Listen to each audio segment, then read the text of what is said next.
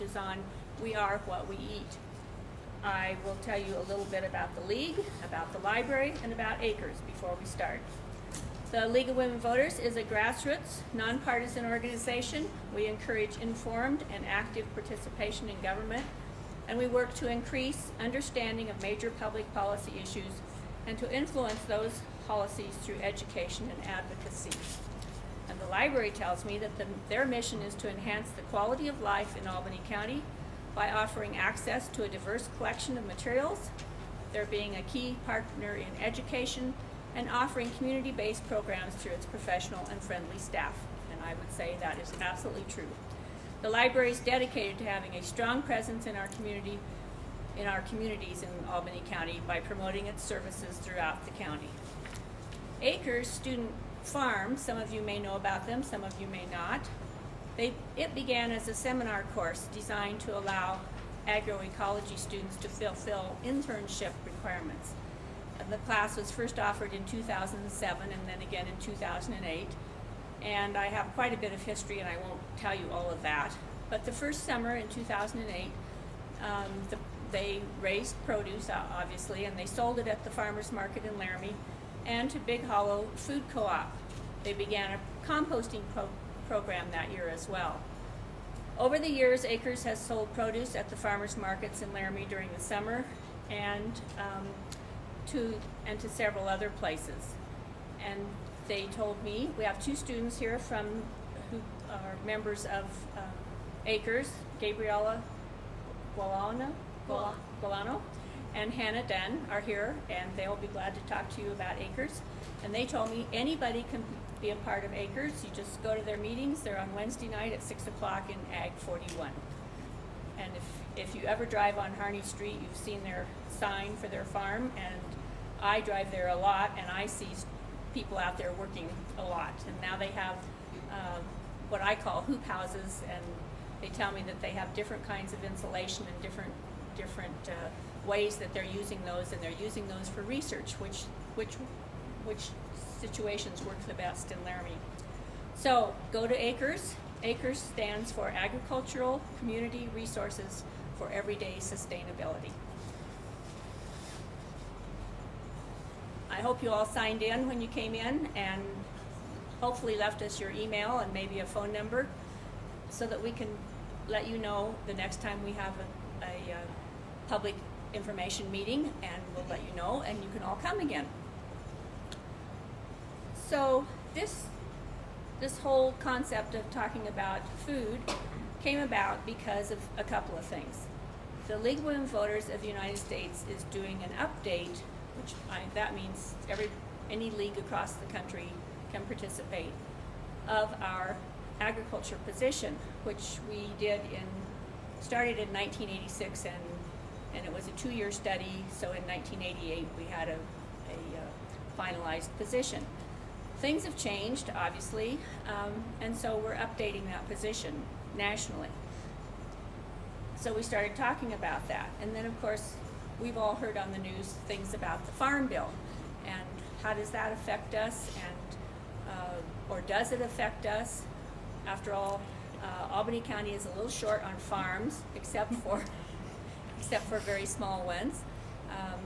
I grew up on a farm, and I haven't seen anything that looks like where I grew up in Albany County, and I'm sure some of the rest of you could say the same things.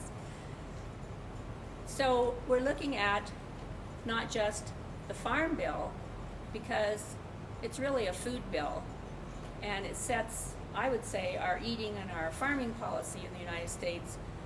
What do we grow? What are we going to support having producers grow? It's a 5-year bill, and you'll hear all kinds of things about how it cuts spending, how it costs this much, how it did this, how it did that. I don't have it digested. Brett's going to talk a little bit about that. He doesn't have it digested either. I don't think anybody has it digested yet. But we're going to start with the big picture and then work our way to Laramie. So our first panelist tonight is Brett Moline. He's the Director of Governmental and Public Affairs for the Wyoming Farm Bureau Federation. And I asked him to talk and tell us a little bit about the Farm Bill and how does that affect what happens in Wyoming. If you can't hear, please move up. We do not have a sound system tonight. We do have air handling, so if that's interfering with your hearing, the speakers, move up. Brett? Well, thank you, Margaret. I appreciate this opportunity to come visit with you. Actually, I want to start with a couple of questions. How many of you have a connection with agriculture? How many of you buy food? All of you that buy food have a connection with agriculture. Every one of you. I want to make that plain that the Farm Bill does affect you because it is going to impact how food is grown. The first Farm Bill was in 1933. What two events were going on in 1933? Dust Bowl. We had the Great Depression and the Dust Bowl, an unprecedented drought. We realized that our farming practices, in many instances, weren't up to what they needed to be. So through governmental programs and some governmental agencies like Cooperative Extension and some other things, they taught proper farming techniques. So that's why in the last 80 years, our soil productivity in the United States is actually, for the most part, increased because we've learned what we were doing was wrong. We've made it better. So currently, the situation of the Farm Bill is the House has passed it, the Senate has passed it, and now we are waiting for the signature of the President. From my personal standpoint, the frustration of not being able to get a Farm Bill through, and I think this is going to be the first one that we will, if we get it through, it'll be the first one in 3 years. If anything should be nonpartisan, it should be the Farm Bill. It's going to be about $95 billion a year. Of that $95 billion, about $70 billion is through the nutrition program. So about $25 billion will go to actually to production agriculture and some other federal agencies. There's many different aspects of the Farm Bill. Part of it is what we're trying to do with the Farm Bill is we're trying to alleviate the boom and bust production that agriculture is notorious for. Last year, the price of corn was fantastic. I believe it was about $8.50 a bushel. So what did farmers do? They planted corn because it looked like it was going to be profitable. What's the price of corn now? About $4.50 a bushel. So overproduction that drove the price down. But there's another aspect to it. What's corn fed to? Feed corn. It's fed to cattle, hogs, sheep, turkeys, livestock production. Right now we are at the lowest point in our livestock, our cattle inventories for decades. The reason for that is we've had some major drought. What happens? You don't have feed, you can't afford to keep them, you sell your cattle. So right now cattle supplies are down and prices are high. But the reason for the Farm Bill, especially the money that's going to agriculture, is to try to stabilize that. They used to use a lot of price incentives that if you overproduced, and then they would get a direct price subsidy. They're moving away from that. They're going to more insurance programs. So that if you buy insurance and the price is not where it should be to at least be a break-even price, you will get some help through the insurance program. That's kind of what we've gone to rather than the direct prices. But there's other things associated with the Farm Bill. There's a couple of programs. One of them is called EQIP, Environmental Quality Improvement Plans, that they will cost share to try to get better farming practices, ranching practices, get better water development to help stabilize and improve our resource. So that's kind of where we're at with the Farm Bill. It has been cut. It's been cut about 8% overall. 1% of the cut has come from the nutritional programs. And as we were discussing earlier, we're hoping that decrease that 1% overall in the nutritional programs. There's some trouble with, is the money really getting to where it's going, where it should be? They're estimating that hopefully they can reduce some fraud so that what the money that actually is supposed to be going to people is going there. Is that pretty much what you want me to cover, Margaret? Sure. Okay. Anything else? Do you want to talk about, do you want to say what happened with Bill, just because Okay, it affects Wyoming? very good point. Especially in the western United States, we have a lot of federal land. Wyoming is about 48% federal land. They had a PILT payment, it's called payment in lieu of taxes. Since our federal governmental land does not pay property taxes, they came up with a formula that local governments, especially the counties, would get money through, they would get paid so much per acre based on two different formulas, and there's restrictions based on population. But they would get money because they have this federal land. It would help out the local governments. Congress decided that we didn't need that money anymore, but they did get it through into the Farm Bill. An example how important that is, in Albany County, that's $1.3 million. That's about, I believe it's about 7% of the county's total budget. Albany County, as you're probably mostly aware of, Albany County is a very poor county. Our largest industry is the University of Wyoming. How much taxes does the University of Wyoming pay? No property tax, no sales tax. They do, because of having it here, you do get a better population base, but then having a lot of federal land, that PILT payment was extremely important. So we did get it in through the Farm Bill instead of through some other agencies. But the Farm Bill also covers the United States Department of Agriculture that also provides many services. Part of that, I believe, is the Wildlife Services that helps with predator control to help out the wildlife and livestock animals in this county, in this state. Hey, with that, do you want me to take questions now or later? No, let's have everybody talk, Okay. and then we'll Okay, thank you. questions. Thanks, Brett. And I failed to tell you, there are pieces of paper and pencils on the chairs, and if you have questions as the panelists go along, please write those and save them, and we will collect them and make sure we're not asking the same question 6 times, which can happen. Our next speaker is Jill Dunn, and she's the General Manager of Food Services for Albany County Schools, and she's been asked to tell us about her kitchens, her personnel, food deliveries, cooperation with other agencies, and the first thing Jill's going to tell you is that she's a contract employee, and I was blown away when I heard all this. So Jill, you can come up here or you can stand there, it doesn't matter. I'll come up there. Okay, very good. I think when people say a contract employee, they kind of get all freaked out about it. But Albany County School District and Sodexo, which is a food, we're an international company that does hospitality services, have been in partnership for a good 13 years.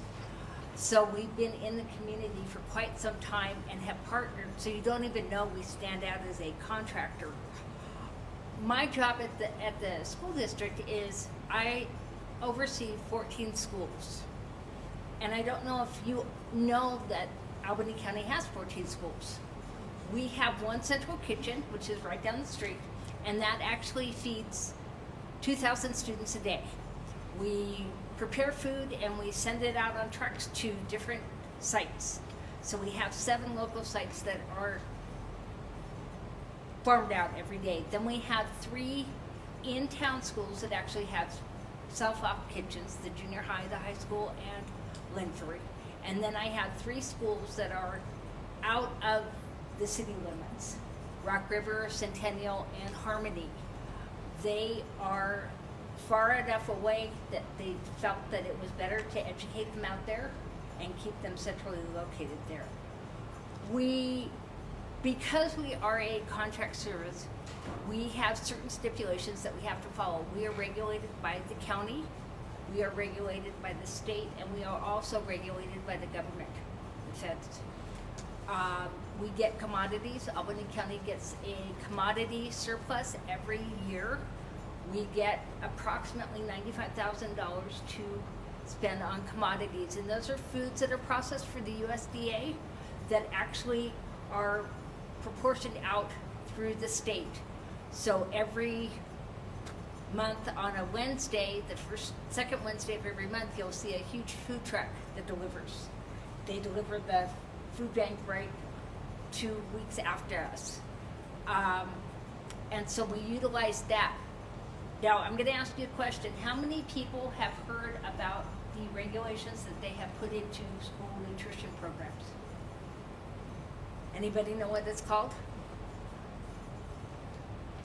Healthy Hunger Free Kids Act. And what it was is it was deemed to provide students with a well-balanced diet. And it's incorporating more grains, more fruits, more vegetables, and lower fat and sodium content into the diets. So hence, the lunch programs of 20 years ago where you went up to the window and you could buy Twinkies and a Coke are long gone. You'll now walk into a lunch program and you'll see cafeterias, and we have full-fledged salad bars. And we have 100% whole grains that are offered at each meal.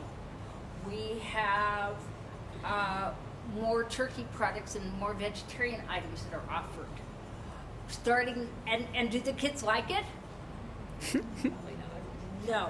So our challenge is to actually get 3,500 kids to want to eat lunch. And when you have families that are living on convenience foods, it's hard for kids to eat healthy because they're more into the junk food. So we have a baker that's on site.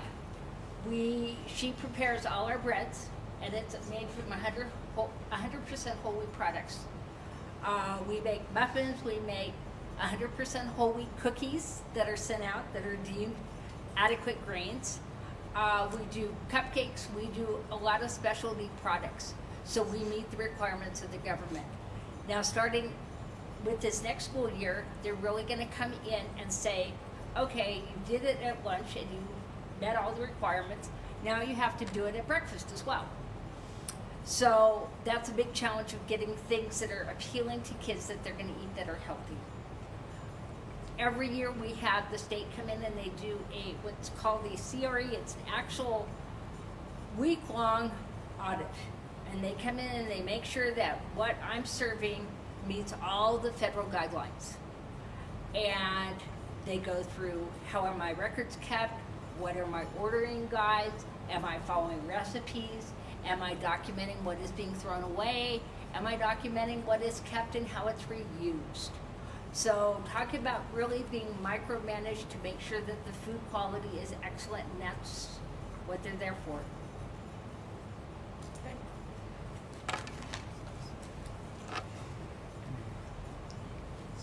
I'm guessing that what Jill just told us is going to generate some questions. I was sitting over here thinking of some, but I don't have any paper on my chair, so I'll have to come swipe some. Our next speaker is going to be Emily Madden. She's the executive director of the soup kitchen, and so she's feeding people as well, but they're not in school anymore for the most part, I think.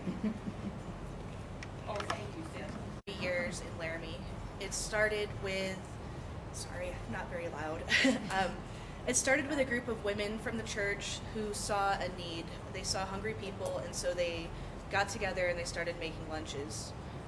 From there, it grew into a nonprofit organization, and now we're serving between 40 and 80 people a day. In the beginning, they were serving between 8 and 12. Our mission is to provide a hot and healthy meal to anyone that wants it. And so we say that our motto is hunger hits more than the stomach. So part of what we do is provide a welcoming space for anyone to come to share a meal, and also to get some food resources that they might have trouble receiving elsewhere. In 2013, we served nearly 20,000 meals, and we gave out almost 250 food baskets to individuals. So that's a lot of people that we're feeding. We have a lot of partnerships in Laramie. work with Feeding Laramie Valley. We get a lot of fresh produce in the summertime from them. We get about 1,400 pounds of fresh produce that we're processing and serving to our clients. And almost all of the food that we serve is donated. So we're pretty lucky that way that we can provide diverse and healthy meals with donated meals. That offers some challenges. We don't really have menus or recipes like the school district has to follow. So we have to get a little bit creative with what we have. But we have 2 staff members, 2 cooks, and they have done really well at using the resources that we have to make sure that our clients are getting fresh vegetables and whole grains and non-processed foods.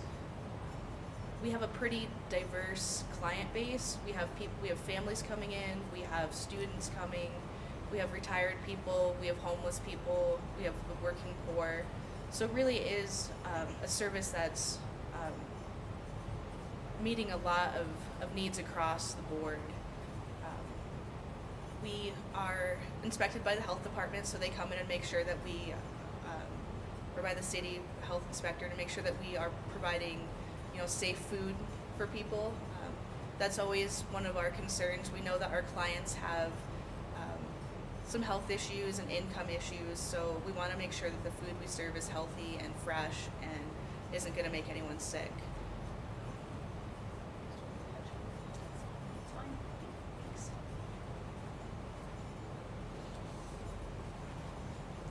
Thanks, Emily.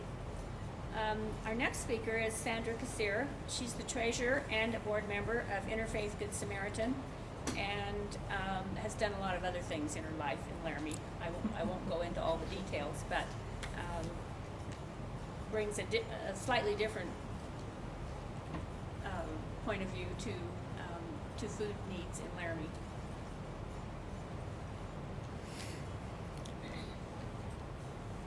Good evening. Can you see me? I was going to offer you a stool.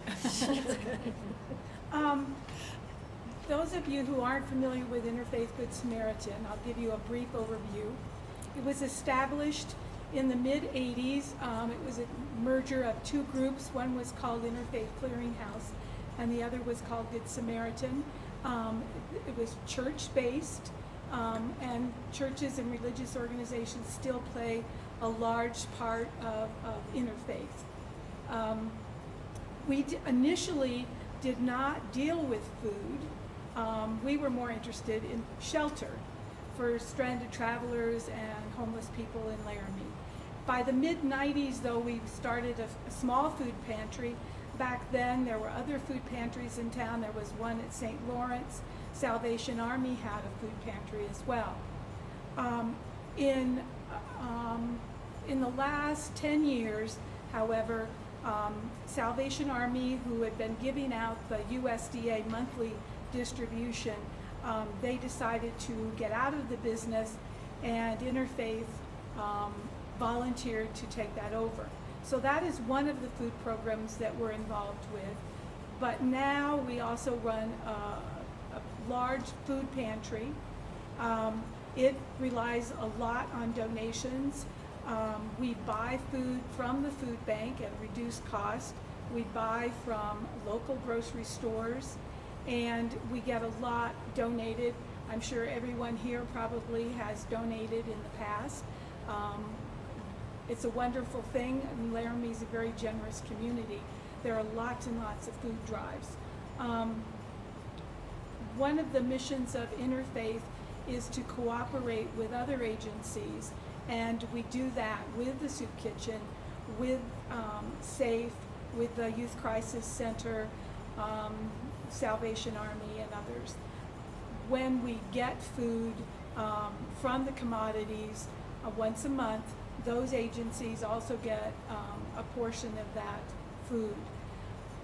The people who can come for USDA food have to be earn only 135% of the federal guideline. Now, that's a number that doesn't mean anything to most people, but for a family of 4 you can only earn $30,612 in a year. For one person, a lot of people are single these days, that's $14,940. If you make under that, then you are eligible to go and get money, get food from the USDA once a month. Those products that come, we don't learn about until a week before they come. Now, the end of January, a week ago today, what we got were chicken quarters and frozen strawberries. So that was what would be dispersed. You would get a certain portion depending on your family size. Some months we don't get any protein at all. It can be dried figs. Now, I don't know about the rest of you, but I'd be hard pressed to come up with a recipe for dried figs. You know, and it might be canned soup and other things that are good for you, but sometimes very low on protein. So what we try and do when the protein level is low is we try and use some of our funds to buy protein to supplement what we have to offer people through the food pantry. Now, okay, you've come once a month for USDA commodities, but you can come once a week and get money from the food pantry. You don't have to meet any means test to come to the food pantry initially. If you come if you need to come more frequently, then Tom Martin, who's our executive director, usually likes to have a visit with you to make sure you and your family are using all the resources that are available to you. Are you signed up for the supplemental nutrition program, food stamps?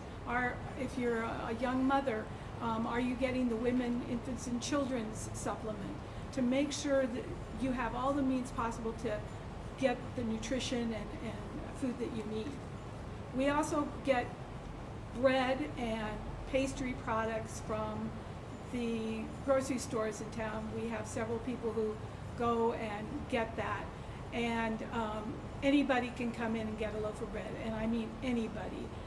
Sometimes we get cases of hot dog buns, but it goes fast. So there are two programs that we deal with, the USDA and then our food pantry. USDA, in December, we serviced 300 households, and that was for the county. We had people from Centennial, Rock River, etc. In our food pantry in December, I don't have the exact figures, but it was around 5,000 people came in or got food for 5,000 people. It might be the mom or the dad or somebody coming in for a family of 4, saying. So that's a lot of people when you think of our population.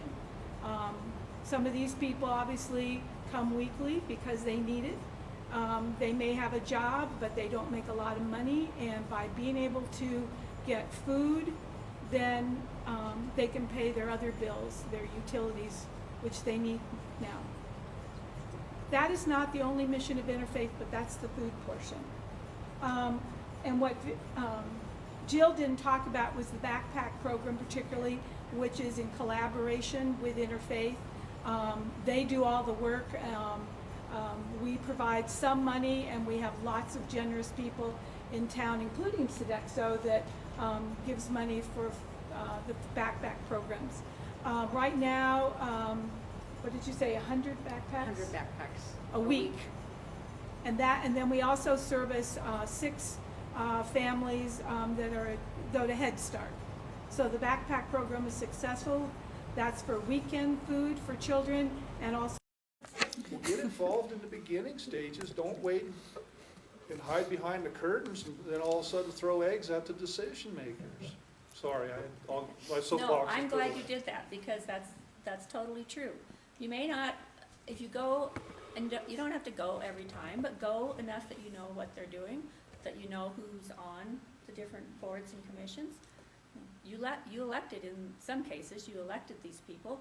In other cases, they get appointed by the folks that you elected. And what are they charged with, and what are they doing? And it concerns us. And it's so true. After the fact, they come out of the woodwork. sometimes months later, after it's long gone, it's you don't dare go to the post office because somebody doesn't like what you did 6 months before, but never mind. That's my own private little glitch. Well, and I don't know about the rest of you, but I've been obviously reading articles. There's been a lot of news articles about things that are connected with, I think, are connected with the Farm Bill. But one of you was talking about what you got for surplus commodities, and you get different things different times.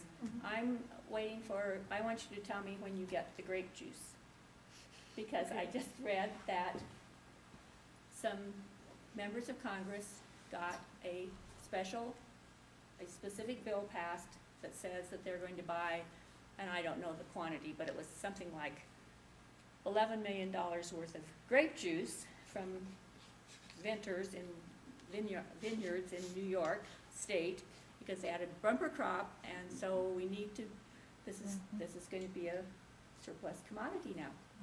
And it's good, because we're going to get this out to folks that need this in their commodities. So one of these weeks you're going to be getting grape juice, I think.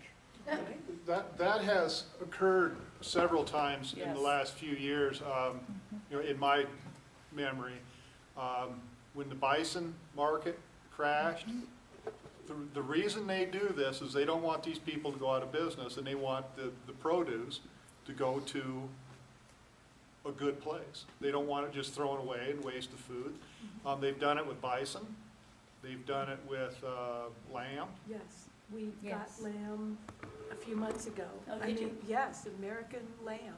I mean, and if anybody goes to the grocery Oh. store, I mean, Oh. it's outrageous. And here we were handing it out. I mean, it was Great. wonderful. It was boneless legs of lamb. Ooh. So, yeah, I know. Oh, No. Sorry, but leg of lamb is almost as good as a prime rib. sometimes it's better. Yes, in the hands of a right cook. Do you have more questions for us, or could I? Anybody else from the audience? More? Jerry? It sounds like there's a lot going on, raising food and finding a good place for it to be used and that kind of thing. Except in the summer for underprivileged kids. Is that the biggest kind of void, or? Yeah, it's Thing that been isn't on our happening. list for a few years now. We would qualify for open site. There is the lunch program at Linford, but that means you have to get there. And there's also a problem with some kids, that's where summer school is held. So to just go for lunch where summer school is held, I mean, they're just issues. And there is obviously a transportation problem. So we're hoping to get we're now in the old Children's Museum, Feeding Laramie Valley is, and we're hoping to get a commercial kitchen put in there at one point. At that point, then we'll be able to operate as an open site and start looking at doing lunch programs in the parks during the summer, and hopefully in a variety of locations, so the kids it'll be easier for the kids to get there. It's a huge gap. Is there a way that you could utilize students from Acres or some of the other university programs who are here for summer school, and most of them need some kind of community service program? We do all the time. But We have to a paid get them, internship program and unpaid internship and volunteer programs, and the students are amazing. but to get them to do backpacks for the summer. There must, surely, the children who need backpacks during the school year are quite probably the same children.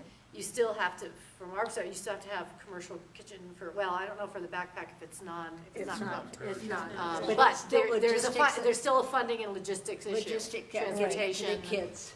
The transportation, getting it to them, and then the funding to pay for it. But I think we're not too far off being able to do this. if we That's need great. to do it. That's great. Suzanne? Are you considering home delivered meals? Like the Epsom Center does? Right, which is actually a program that's been, Can we implement getting something less. like that for the backpack?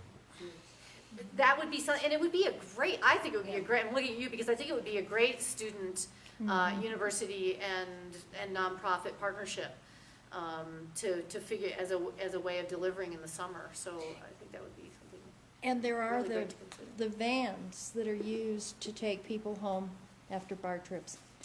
That, Safe ride. thank you. That's through transport. Right, but it's all a part of the university. It is, yeah. So that might be some way who'd be, you know, a way to transport things. That's a good idea, definitely.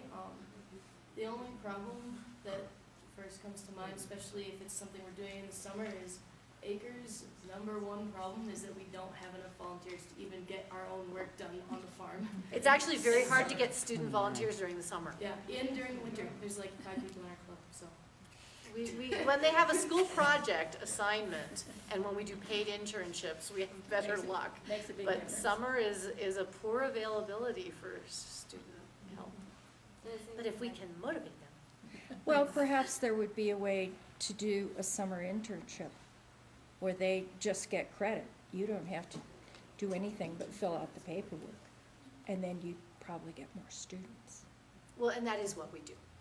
But they mostly want spring and fall internships. Have you worked with, the court system for people to? Mhm. And that's and I believe you have a lot of experience with that, Yeah. too. Brett's dying to say something. Go ahead. It's actually been and it's often a huge turnaround for community service, that people are doing community service, and it really opens their eyes to people who are in need in ways that maybe they aren't. And I think it's changed lives in a lot of ways. We get volunteers that are not happy that they are doing mandatory volunteering when they first come. And after their 75 or 100 hours, their attitudes have completely changed, and a lot of them come back and volunteer on their own afterwards. So it's a pretty remarkable program. Yeah, that's true. I wanted to ask some questions, Good. just Please for do. some curiosity on my part. We seem to have a fairly good age distribution. How many people have, I call them deep freezers, but a freezer other than what's in your refrigerator freezer? For the people that don't, why don't you? Because I rent. You don't have a place to put it. I don't have the funds to afford them. I think it's the funds. Okay, because, well, I was raised pretty much at the head of the creek, and my mother had about an acre garden every year.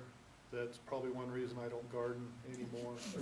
You pulled weeds in that garden for a long time. Yes, and being the seventh of 7 sons, I was belabored. But it's, we seem to have focused a lot on fruits and vegetables. One of the questions I have is how many people, will buy like a half a beef or buy,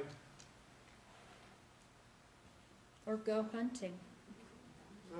but it's, Or fishing. one of the things that, do you realize that you can, if you can find a local rancher, 3 or 4 of you can go in together and if they're fattening out a beef, or I sell lambs, not because I sell them, but you realize you can buy animals that are, and you can get it harvested however you want and have it in the freezer and have it there?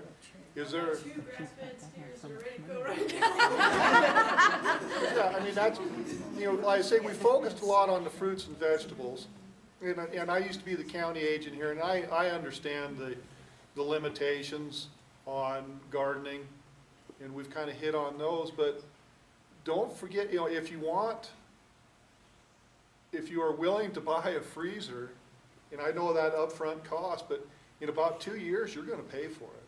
If you will buy, because essentially if you buy half a beef, you're gonna get about the price, a little bit more than hamburger, is what you're gonna pay for your steaks, your roast, your prime rib. But, you can, chickens are a little harder, because you can buy a few of them, but, hogs aren't as easy. But, talking about the community, if people will work together and you want a good nutrition, beef is one of the most nutritious meats out there, especially some of the I'm probably saying this maybe in the wrong crowd. But, with a lot of the micronutrients, it's, meat is a great source of protein. It doesn't have, you don't want to have to eat 5 pounds of it a day like I tend to, but. I would like to Amy. point out along that same line that frequently you can arrange with a local grower to feed only grass and hay, and to be sure that there are no antibiotics, no steroids, and other additives, if you're concerned about that, which I am. Secondly, when you do have this availability, and for the fruits and vegetables also, I hire nursing students actually, to help look after my mama, who is very elderly and needs a lot of help. Not one of them knows how to boil an egg. Oh, I agree. There are Yes. many of them who I think still don't know that a chicken doesn't come in little nuggets, that it was once a living bird. Scrambling an egg, making actual oatmeal. What do you do with a fresh vegetable other than pick it up and eat it? How do you make them tasty? How do you make even eggplant appetizing? This is not only the young. I realize it's not only the young. There are a lot of elderly dotsy ladies like me who are just as bad about that. But there are a lot of kids who are not being taught how to prepare foods so that they are tasty. My husband is the world's pickiest veggie eater. He likes them properly cooked, mushy to me. Oh, that sounds There's a world familiar, of ma'am. difference. There's a lot of things you can do, and you don't always just have to add cheese to it. Thank you. Thank you. Hannah? On that note, like, just stuff like that, I think a lot of people don't know, like, that events like this happen.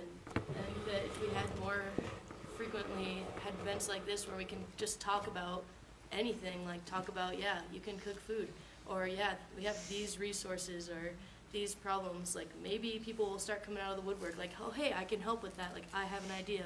But just what, there's like 20 or 30 people here right now? I feel like there's a lot more people that would be interested, but that don't come to these events, or maybe they don't know they're happening, or I think, like, to solve a lot of these problems, we just need more people on board to start these conversations. Well, Margaret, can I ask- and you all need to spread the word. What is the best way to reach you? Social media. Me? Yeah, you personally, what, yeah, I'm kind of putting you on the spot, but, you know, do you get the local newspaper? Nope. What, how did you learn about this? How did we learn about this? So, You a sponsor? Are you from Acres? Yeah, we're the Acres we're from people. Acres. Well, because that's one of the, you know, I work with the Wyoming Farm Bureau Federation, but that's one of the, you know, how do you reach people? Yes, it's Social very media. hard. Facebook page. Well, actually, even being a redneck, I'm on that, but it is very, you know, but that's a question of how do you reach people, because, you know, when I was young, the communities were a lot stronger. You know, my mother was a member of the Homemakers Club, I was in 4-H and FFA, you know, that was our social activity. But now, my kids had that because I made them, because I'm a redneck, and by golly, they're gonna do what's good for them.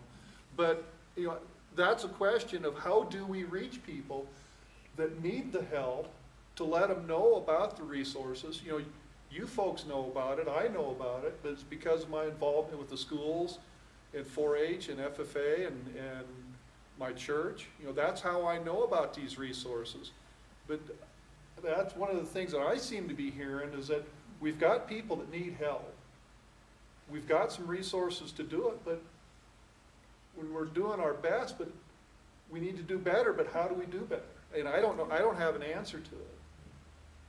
I honestly think that there's not much that you can do except for try to put out your best effort as an individual. Like, I work at New to You, and I like to talk about acres and different stuff, and I don't know, kind of spread the word about different things, just casually. I don't know if maybe we could do something like on campus where there's more people, like nobody's gonna see us in here right now. But I don't know, just like being seen and heard whenever possible, even when it's just in a conversation passing by. I don't know if that's really helpful at all, but that's my only idea that I had. No, Well, I think it's very good really point. helpful because somebody hears it from you, that's much more approachable or personal Yeah. than reading an announcement in the paper or something like that.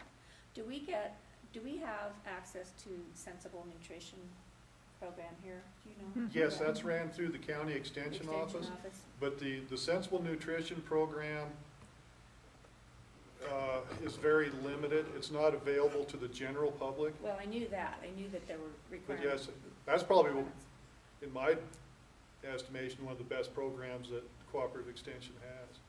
And in terms of teaching people how to use food available and how to prepare meals and so forth, I think that's outstanding, so.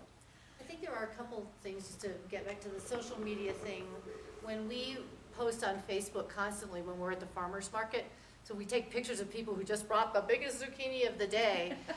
The very next farmer's market, or even sometimes later that day, people show up because they saw, it's like, I'm gonna beat that zucchini, and they show up an hour later with a bigger zucchini to donate.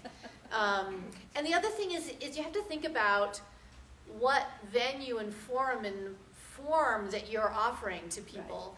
When we did a hands-on gardening workshop where people went from station to station, we did it with all these folks here, Sonia and Trish, and we all got together and we did a hands-on gardening workshop last year. We held it on the west side, and we leafleted all the places that don't typically get leafleted. We did it through social media, we did it all kinds of advertising. We had over 300 people show up for that, and it was free. That's beautiful. And it was done at the Lincoln Community Center, and it was the most diverse group of people. It was not 90% white, which is what we usually see in Laramie. So it has to do with what you invite. You can't just say, oh, they can come if they want. You have to actually reach out to the mixed populations that you want to have attend and be part of the work you're doing. And it has to be convenient for them to come as well. And it has to be free. Right. Yes, Yes, sir. I'm just wondering if it would make sense for some group, I'm not sure which group, to invite some outside speakers. I find that there's a lot of new research and development going on in nutrition, and there's a lot of speakers that can really make a show of teaching people what nutrition really is.